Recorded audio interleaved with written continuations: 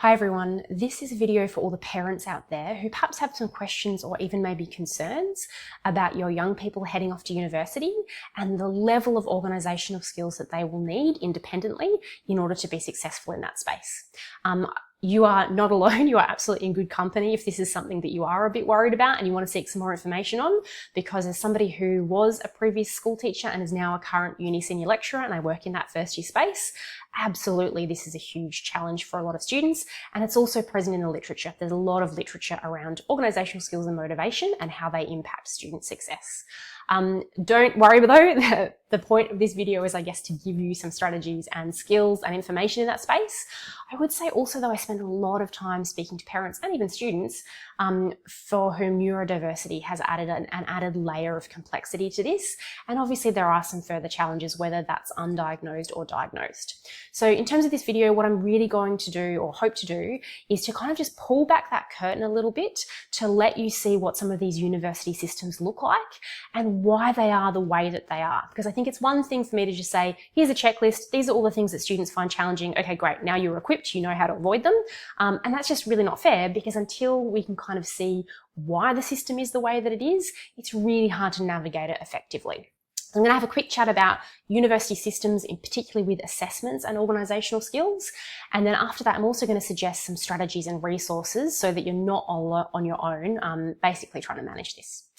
Okay, so one of the things that students find really challenging about the transition from school to uni is that oftentimes at school, as a school teacher, I know that I did this myself, I would really frequently be communicating home around how the student was travelling, around due dates for things, whether they've handed a draft in, how their homework was, whether they were absent from a class or not, what work they'd missed, all that kind of thing. And that was the expectation from my school for me as a school teacher. And as soon as we get into the university space, obviously none of that communication is happening anymore. And one of the main challenges with this actually is that in the school environment, it is much, much smaller than the huge scale of universities. And I'll give you an example of that in a minute. But what it means is there are things that it's absolutely achievable for a teacher to do, a school teacher to do, when a student needs some kind of bespoke arrangement. So we imagine that there's an assessment task coming up and, they just happen to get busy. They had a few too many due dates on the same day. They didn't quite manage their time as well as they hoped. They needed to sleep in one day because their hormones were a bit crazy. They stayed up really late one night. They just didn't get the work done. They might be an athlete. They might have had choir. You may have had a family event, which meant that they didn't dedicate the time that they wanted to or needed to a particular assessment task, and therefore they missed the deadline. So there are a bunch of kind of really understandable, just general life reasons why a student might not get as much work done on something than they wanted to or needed to. And in the school space, there's a lot of things a teacher can do. So let's just imagine your child is at school and they're in a particular class that has 30 students in it. And we imagine that on average, a rule of thumb, perhaps 10% of students in a given cohort might be asking for some kind of bespoke arrangement. And I should stress here, we're not talking about kind of unexpected and really extreme things that happen, because of course at university, we do obviously facilitate help for students in that case.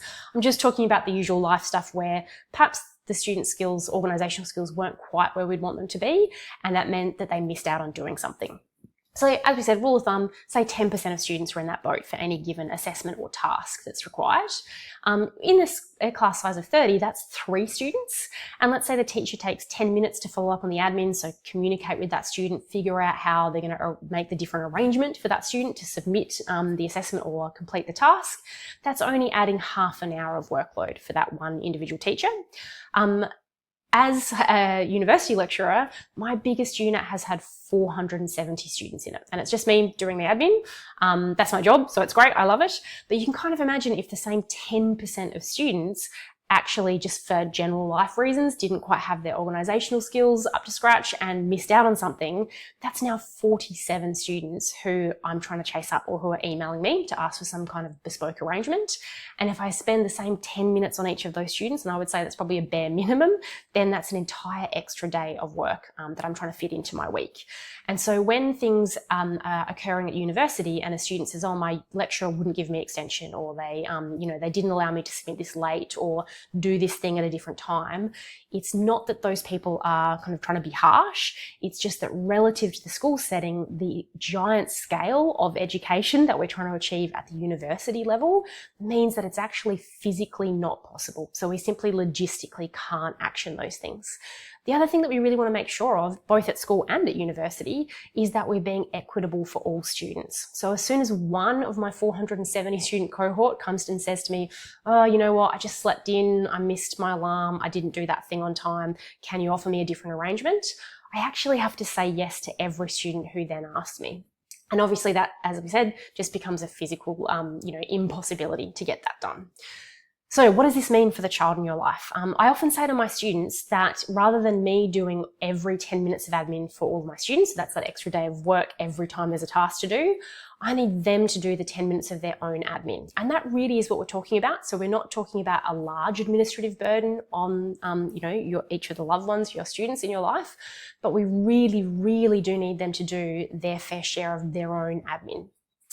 I'm actually going to point you towards a couple of resources. So there's a couple of other videos that might be really helpful for you to watch, not only just for yourself, but also with your children.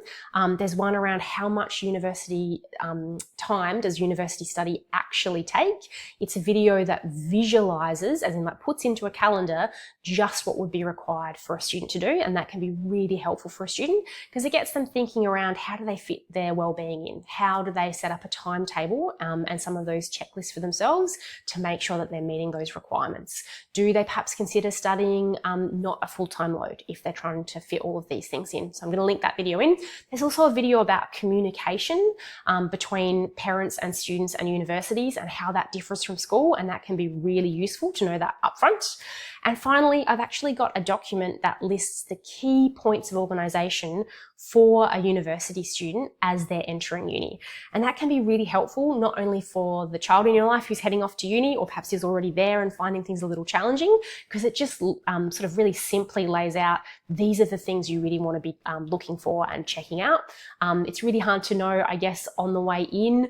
You don't know what you don't know, and so unless somebody walks you through those things, it can be really challenging. So those things in that list, but it can also help you as parents if you know what those things are. It's really easy for you to support, or makes it a bit easier, I should say, for you to support the young person in your life, just to make sure that they are on top of those things and provides a bit of peace of mind. I hope you found this useful. As I said, please feel free to comment below. All of those links are in the description underneath the video here, so grab those if you would like them, and happy study, everyone.